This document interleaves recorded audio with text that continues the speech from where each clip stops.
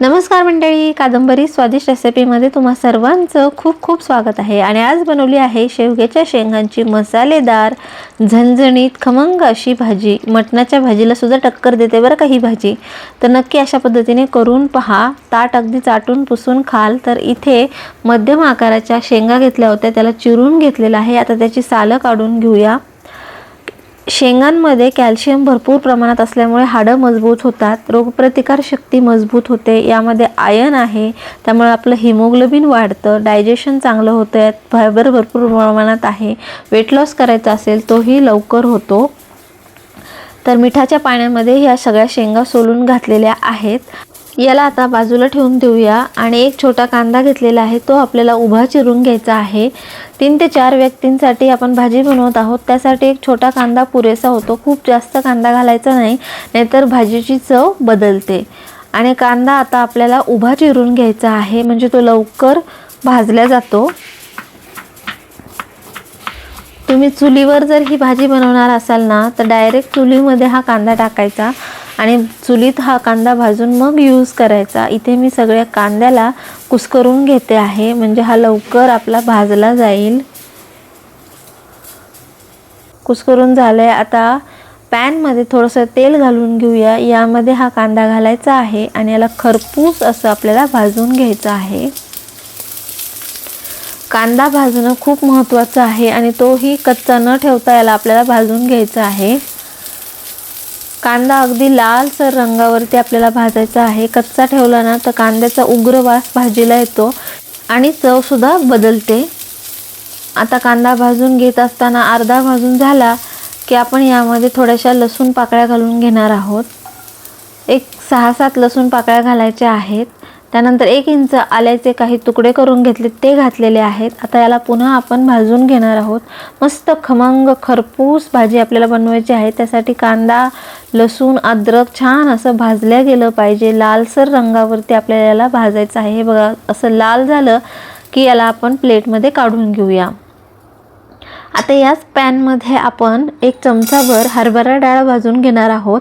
या डाळीने काय होतं, आपले जे रस्सा बनवणार आहोत आपण भाजीला, तो असा दाटसर तयार होतो, त्याला एक कन्सिस्टन्सी येते। आणि हे बघा, आता हे भाजून झालेलं आहे। आणि यामध्ये आता खोबरं घालून घ्यायचं आहे। खोबरं सुद्धा छान असं सोनेरी रंगावरती आपण भाजून घेणार आहोत, न जळू देता याला भाजून घ्यायचं आहे। मस्त खोबरं भाजून झालेलं आहे, काढून घेते। आता हे सगळे जिन्नस आपण भाजून घेतले, त्याला थोडंसं गार करून घ्यायचं आहे आपल्याला। नंतर मिक्सरच्या छोट्या भांड्यात हे सगळं घालायचं आहे आणि याला फिरवून घ्यायचं आहे। त्याआधी आपण यामध्ये 1 कढीपत्त्याची पानं घालणार आहोत।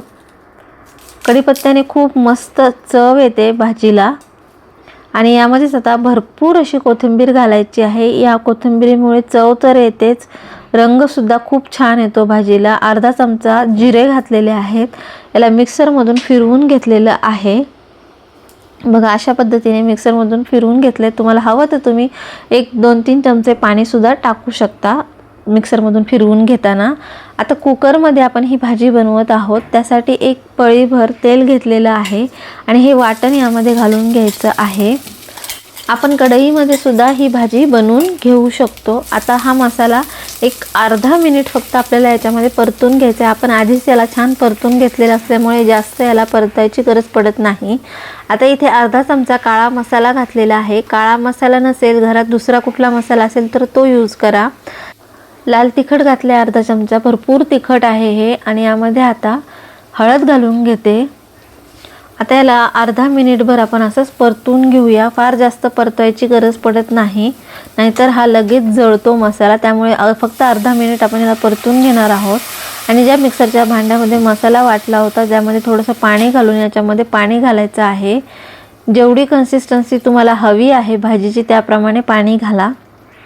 यामध्ये आता मीठ घालून घेतले अर्धा चमचा।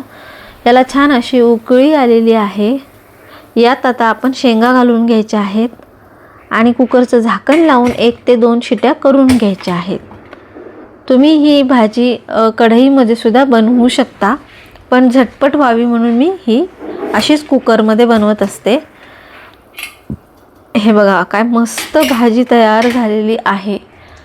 मस्त तरी आलेली आहे या भाजीला. जवळून दाखवते तुम्हाला. मटणाच्या भाजीला सुद्धा टक्कर देईल अशी ही भाजी तयार होते. ज्यांना शेवग्याच्या शेंगा आवडत नाहीत आणि ज्यांना शेवग्याच्या शेंगा आवडतात त्यांनी सगळ्यांनी ही भाजी अशी करून पाहायला काहीच हरकत नाही आहे. तर मंडळी, ही शेवग्याच्या शेंगांची भाजी तुम्हाला कशी वाटली कमेंट करून नक्की सांगा. हे बघा, याची कन्सिस्टन्सी अशी ठेवलेली आहे. जबरदस्त चविष्ट भाजी तयार होते. या शेवग्याच्या शेंगांचे अनगिनत फायदे शरीराला होत असतात, त्यामुळे ही भाजी तुम्ही नक्की ट्राय करा. बघा किती मस्त भाजी तयार झाली, तरीसुद्धा आलेली आहे भाजीला.